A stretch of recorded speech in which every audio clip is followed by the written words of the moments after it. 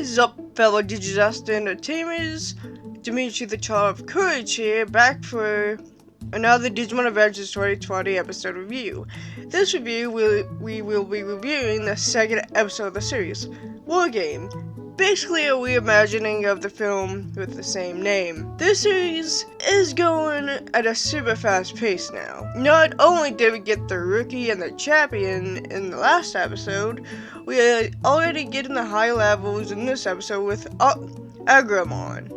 Was it Argamon? Before we really get into this though, this is where I will just go ahead with spoilers because really, if you guys seen the previews or follow the right people on Instagram, you probably already know what's going to happen with this episode if you haven't watched it yet. So let's get started about the plot of the episode, which is what I had said before, a reimagining of our war game. Only difference is that this might be the instant like the heightened view turrets battle between Paramon and Greymon, but not all the kids are watching what's happening on the net this time. Of course, the episode ends after a big reveal, which I will be talking about soon. Next up is the new characters. Well, kinda.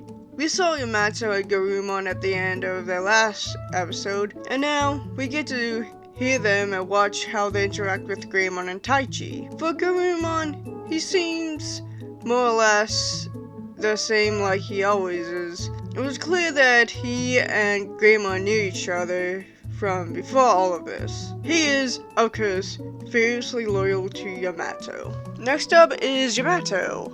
He is even more of a lone wolf this time than before.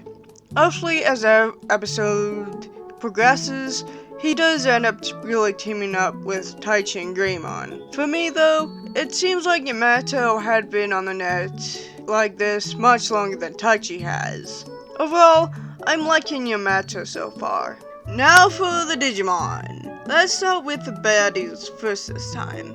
The newest one we see is the Ultimate. I don't think we actually really saw the perfect stage yet. It just went straight into Ultimate and there's two forms with it. First form is just where it's all pretty much binds, and this form, the look of him is on point. Now for the children's Digimon. Really, just one.